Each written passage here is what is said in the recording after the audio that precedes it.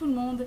Bon alors aujourd'hui, vous vous doutez bien vu ma tronche que je vais pas vous faire mon make-up du jour parce que je n'ai rien sur le visage du tout. Vraiment rien du tout. En fait, il m'a été pas mal demandé ces derniers temps comment je faisais mon teint. Alors il y a beaucoup de vidéos qui circulent déjà sur YouTube sur le teint, mais bon bah moi j'y avais pas forcément pensé à évoquer le mien jusque là. Mais ça m'a été pas mal demandé. Donc bah, je vais le faire en direct pour vous. Donc finalement c'est presque un peu un tuto. Donc c'est presque un peu mon premier tuto. Donc c'est un peu un moment émotion. Donc là ce que j'ai fait c'est que j'ai d'abord nettoyé ma peau.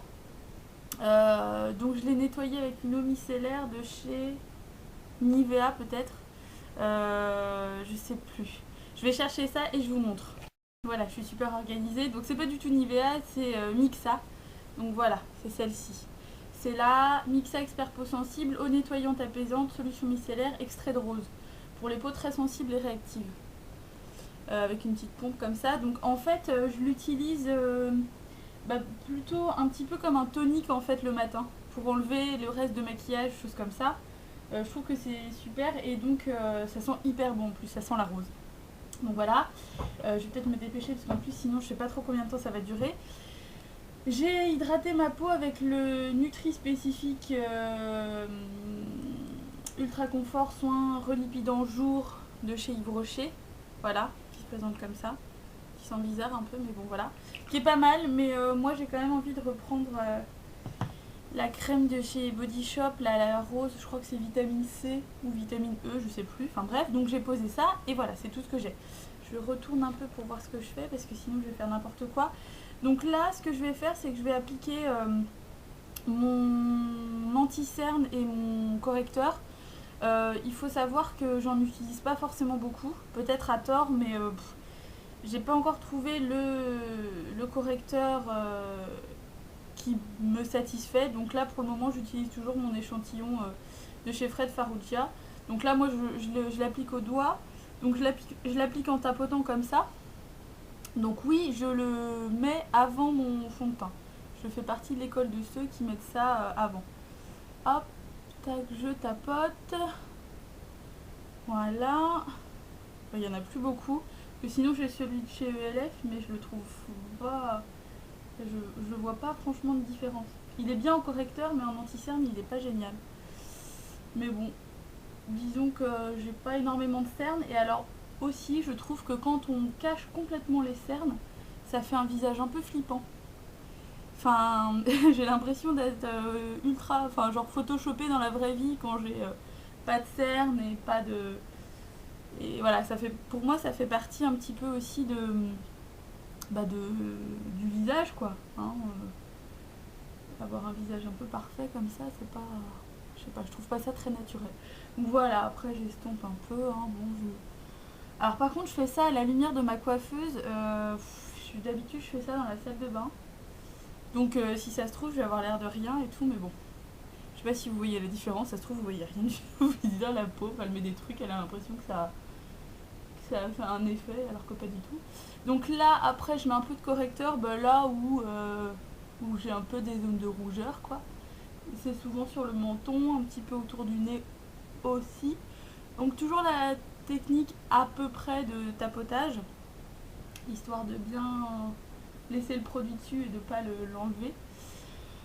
J'en ai un petit peu sur le front aussi, mais bon, honnêtement, étant donné que j'ai ma frange, c'est souvent pas forcément un endroit sur lequel je m'attarde trop, puisque finalement, ce que j'ai tendance à me dire, c'est que tout ça, généralement, c'est des sécheresses ou des petites imperfections.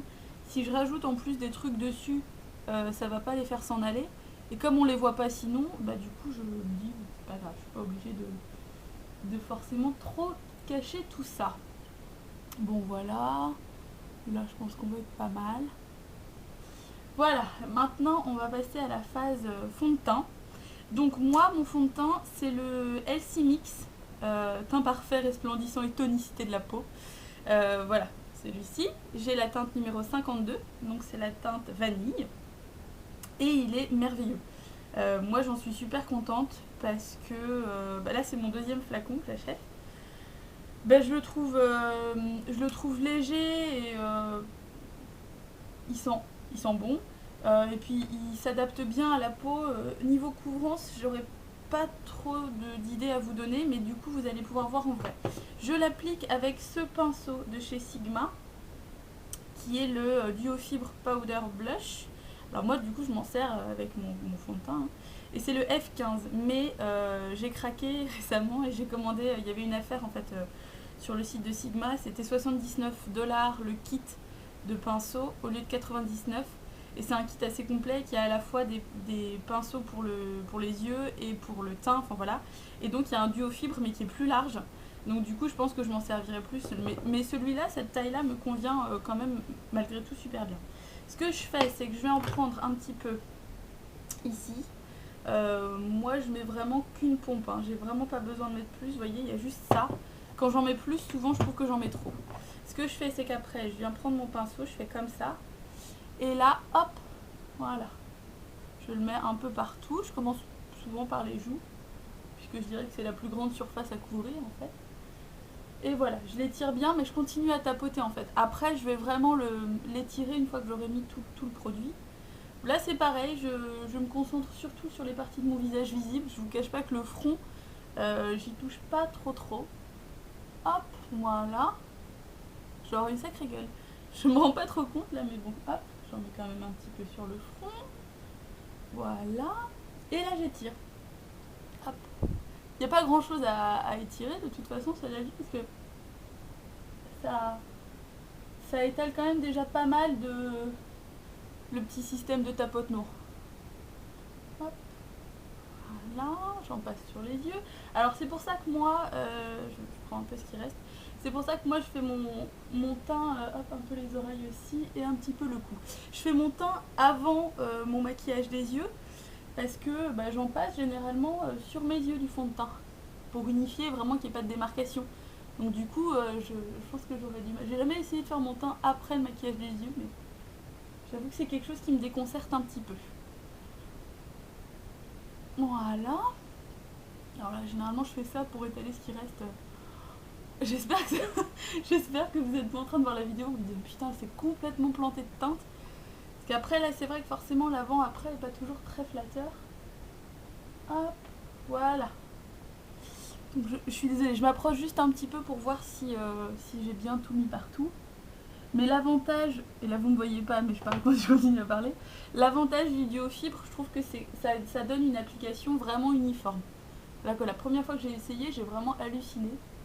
Hop, voilà. Là, normalement, j'en ai bien partout. Je vais juste faire ça pour la racine des cheveux aussi. Tac, ici, les petits endroits qu'on pourrait oublier. Voilà. Voilà mon teint. Une fois que j'ai posé mon fond de teint. Donc là, c'est déjà quand même vachement mieux. Et vous voyez, mes cernes, je sais pas, on les voit pas énormément. Donc, c'est peut-être un peu, je sais pas trop. Là, ce que je fais, c'est que je viens prendre ma poudre Complexion Perfection de chez ELF. Mais vous voyez, là, j'arrive au fond. Donc, je prends un peu de tout. Et puis là, même système, en fait. J'en mets un peu comme ça. Hop. Et je viens l'appliquer un peu partout. Ça me sert de poudre pour fixer.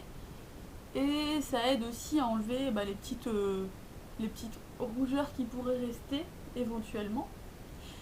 Par contre, je ne l'ai pas recommandé. Je l'aime bien, mais j'ai essayé du coup l'espèce de poudre, je sais pas comment elle s'appelle, la poudre de studio, là, une sorte de poudre HD là, qui matifie et tout. J'ai commandé celle-là pour tester. Donc voilà. Donc une fois que j'ai fait ça, voilà ce que ça donne.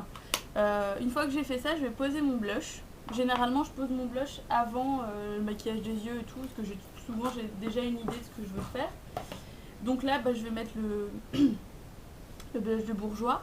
Et je vais vous montrer comment je l'applique avec l'espèce de petite houppette là, pour vous montrer qu'en fait elle est pas trop mal faite.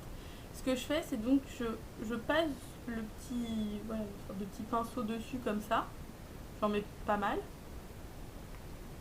Et après, hop, je le passe juste ici. Et je pose la matière vraiment comme ça ou comme ça, vraiment là où je veux le mettre. Hop, voilà. Je mets assez haut. Et en fait, après, je prends mon gros pinceau poudre. Alors, celui-là, il commence à me gaver un peu. De toute façon, dans le kit Sigma que j'ai commandé, il y en a un truc genre Total Face, machin, qui doit être beaucoup plus doux, parce que celui-là, je le trouve franchement un peu râpeux. Et puis bah voilà, en fait après je viens répartir vraiment la matière sur la joue quoi. Donc je trouve que moi c'est pour ça que ce petit pinceau là je le trouve pas si pourri que ça, parce qu'on pose juste la matière puis après bah voilà on l'estompe quoi. Je vais faire la même chose de l'autre côté quand même, sinon je vais avoir l'air cool.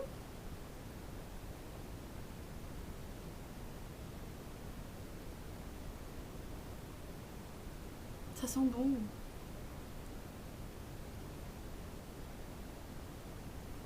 Voilà.